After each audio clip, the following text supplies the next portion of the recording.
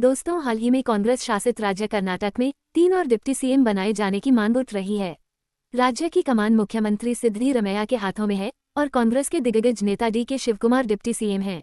अब 3 और deputy CM की मांग के कारण सिद्धरामैया और डी.के. शिवकुमार के बीच खटपट होने की सियासी अटकलें चल रही हैं। कर्नाटक सरकार के कुछ मंत्री चाहते हैं कि वीराशैव लिंगायत, अनुसूचित जाति, जनजाति और अल्पसंख्यक समुदाय के नेताओं को उप मुख्यमंत्री बनाया जाए। हालांकि इस बीच मुख्यमंत्री सिद्धरामैया ने बयान जारी किया है। उनका कहना है, इस पूरे मामले में कांग्रेस हाईकमान का फैसला जो भी होगा वही अंतिम फैसला होगा। ऐसे में सवाल ये भी उठता है कि किसी भी राज्य में कितने डिप्टी सीएम बनाए जा सकते हैं। आइए जानते हैं इस पर संविधान क्या कहता है। दोस्तों, सुप्रीम कोर्ट के एडवोकेट आशीष पांडे कहते हैं, भारतीय संविधान में डिप्टी सीएम या ऐसे किसी पद का जिक्र नहीं किया गया है। भारतीय संविधान का अनुच्छेद 163 कहता है, राज्यपाल को उनके कामों में सहायता और सलाह देने के लिए मुख्यमंत्री की अध्यक्षता में एक मंत्रिपरिषद होगी। मुख्यमंत्री की नियुक्ति राज्यपाल करेंगे और दूसरे मंत्रियों की नियुक्ति राज्यपाल द्वारा सीएम की सलाह पर की जाएगी। लेकिन संविधान में कहीं भी डिप्टी सीएम यानी उप मुख्यमंत्री के पद का जिक्र नहीं है। यही वजह है कि राज्य में इनकी संख्या कितनी होगी, इस पर कोई स्पष्ट बात नहीं कही गई है। देश के कई राज्यों में डिप्टी सीएम के पद को लेकर रिकॉर्ड भी रहा है। सबसे ज्यादा 5 डिप्टी सीएम होने का रिकॉर्ड आंध्र प्रदेश में पिछली जगन रेड्डी सरकार के पास था। पिछले 10 सालों का इतिहास देखें तो अलग अलग राज्यों में डिप्टी सीएम पद देने का चलन बढ़ा है।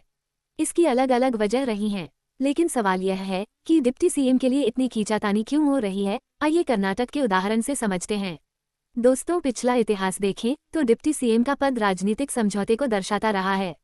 आमतौर पर गठबंधन की सरकार में किसी विशेष नेता को डिप्टी सीएम का पद देने की परंपरा रही है।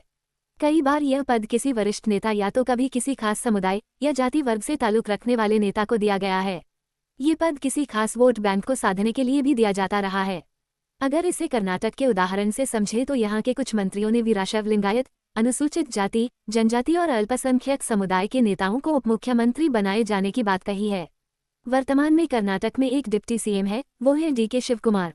हाल में आवास मंत्री बीजेड जमीर अहमद खान, सहकारिता मंत्री के.एन. राजन्ना, लोक निर्माण मंत्री सतीश समेत अन्य नेताओं ने कर्नाटक में 3 और डिप्टी सीएम बनाए जाने का मामला उठाया था।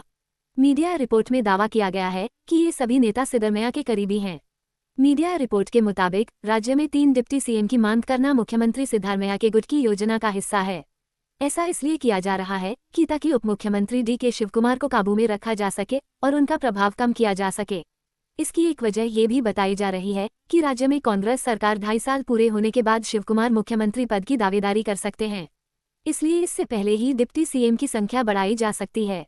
चलिए तो जानते हैं कि डिप्टी सीएम का पद कितना पावरफुल होता है।